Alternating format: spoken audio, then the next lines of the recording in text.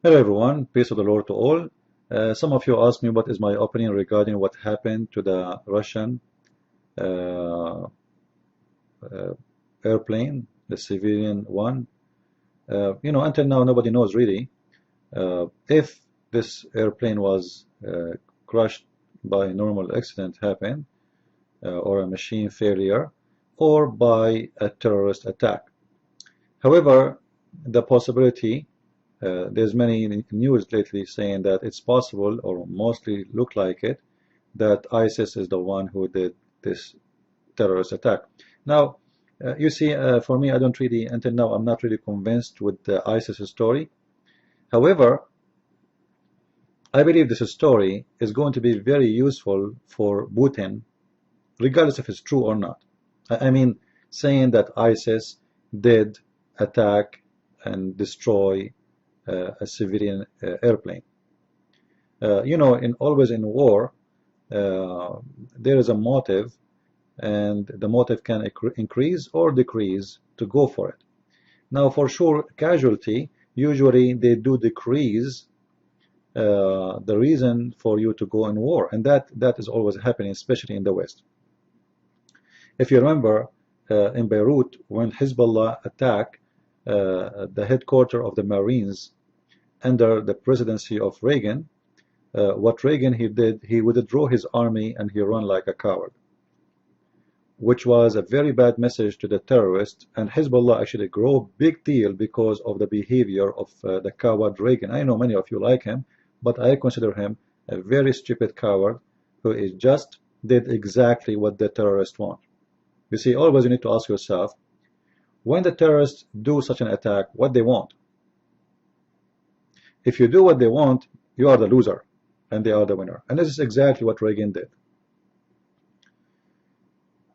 The Marines were here in Lebanon, and Hezbollah came with a car bomb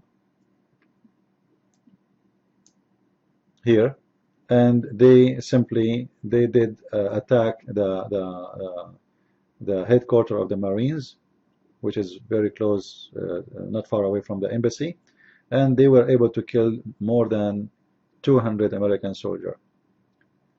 For sure, the American ships who they are in the front of the beach, they bomb Hezbollah, whatever, for some time, but that will not really make any difference. At the end of the day, Hezbollah is the one who was victorious, and America run with shame. And that's not because America is weak. Remember, you see, war can be won. You won a war because you have a leader. You lose a war because you have a leader, which means the leader is the one who will make you win, not only how powerful your army is. If you have a coward leader, or if you have a leader who don't really care for winning a war as much as winning an election, you will never win a war. And this is the case in the West, and the Muslim terrorists, they understand that very well. This is why always in the last, let us say, 30, 40 years, Muslims, they depend in terrorism in order to win their war against all their enemies, with no exception, but specifically when it's come to the West. Because they know that those people in the West, they will not really handle it, and they will run away. And like what happened in Spain after the war in Iraq, Al-Qaeda,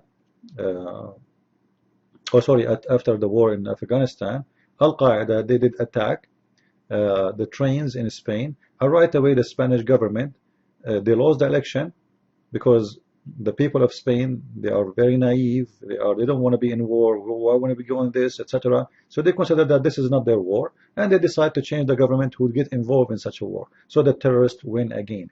So terrorists, they know that the West cannot handle much when it's come to terrorism, unless you have a very strong leader. Right now, we don't have any strong leader in any country in the West. I can say it clearly. We have a bunch of potatoes, coward, and they are liberals, whatever the word means. And now, additional to that, we have a new coward who joined the team in Canada, who is a liberal, and you will see what he will do. He will bow down to the terrorists more and more. And I will not be surprised if very soon he decides not to be involved in any war in the area, and to isolate Canada from all kind of activities.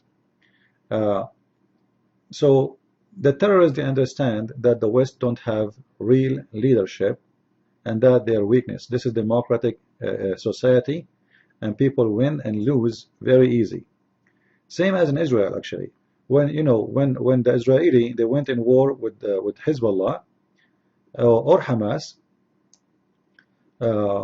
in the middle of the war, after going all the way deep in the territory of Hamas, suddenly the leaders of Israel, they decide to stop the war and withdraw. So why you go in the war then? What this war was for? You lost more than 200 soldiers for what? Simply because they fear casualty, because they fear losing election. They are not interested. They want to win the war if they can without casualty. But the second they have casualty, they stop and they run away, and their tail is between their legs. And Hamas understand that very well. This is why Israel, they really did not make any winning war against Hamas since Hamas started.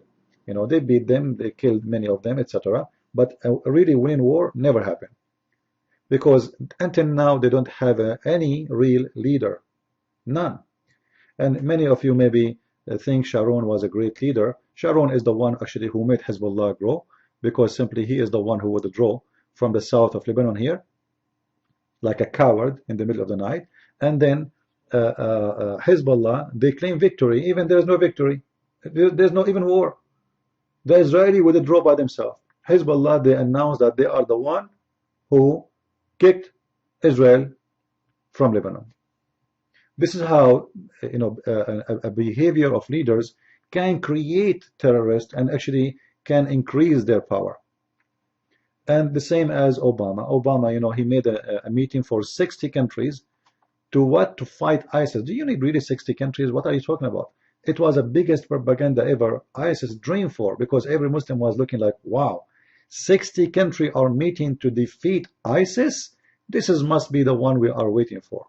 All right? So the Muslims, they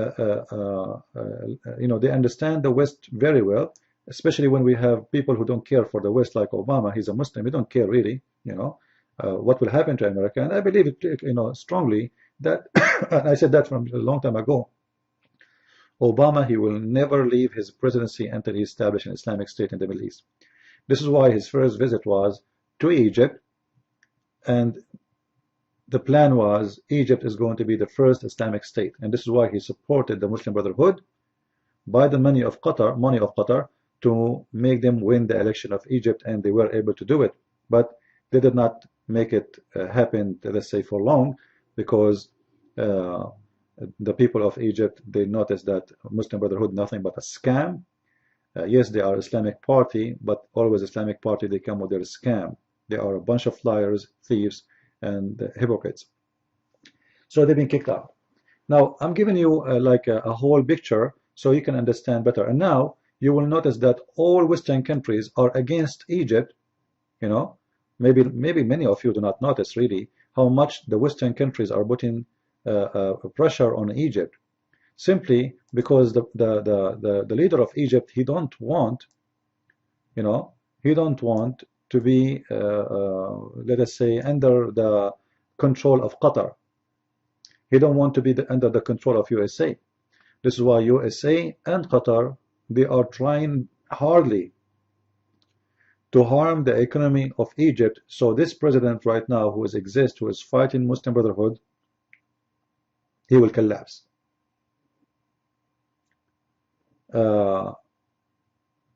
Because everything he's doing, they don't agree with it. They don't want him to take the Muslim Brotherhood out. They don't want him to go after the Islamists. And you will notice that whoever go against the Islamists, USA, under the leadership of Obama, and England and France, they go against him.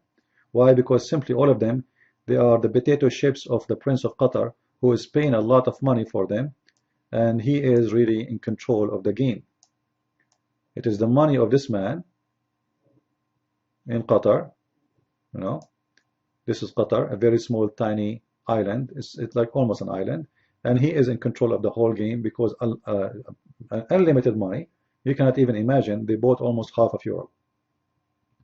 The president of France, everyone who come to be a president, it is the Prince of Qatar is the one who make him win or lose. This guy, he owned half of France already. So those people now, they are involved in Europe, big deal, and they are in control. This is why the politics of Europe is the politics of Qatar. If Qatar want Assad to stay, the president of Syria stay, he will stay. If they don't want him to stay, then Europe will never agree that he will stay. Same in Egypt. They are working hard right now to destroy the economy of Egypt. So if he collapses the Muslim Brotherhood, they will come back again and they will rule the country, and you will have another country like Iran, which is going to stay under Islamic government for maybe the coming 50 years. So now what this is all have to do with the airplane of Russia. I gave you an image why the Muslims, they believe in terrorism. Not only because the Quran says, I will install terror in the heart of the disbelievers, not only because Muhammad, he practiced it, but because they know that this is a golden time to use it. Western are not the same as before. They are not the crusades who go for war if you throw a ball on them. None of the presidents in Europe or prime ministers, he even think for a second to go for war, because simply they are a bunch of potatoes who just win. They want to win the election, as I said. There's no crusade no more. The only one is doing crusade right now, if we can use that word. Now, I know the Muslims, they would love this word. By the way, I love to be a crusade, and it's very good to be a crusade. Many people, they believe the crusade was bad. Actually, if not the crusade, Europe will be Muslims from long time. Remember that this filthy Erdogan, he is occupying half of Europe right now because there is no crusade since then. If the crusade was exist, they will kick him out and they will free all this area. This is our land. This is not the land of the who call them Turkish. This is not their land.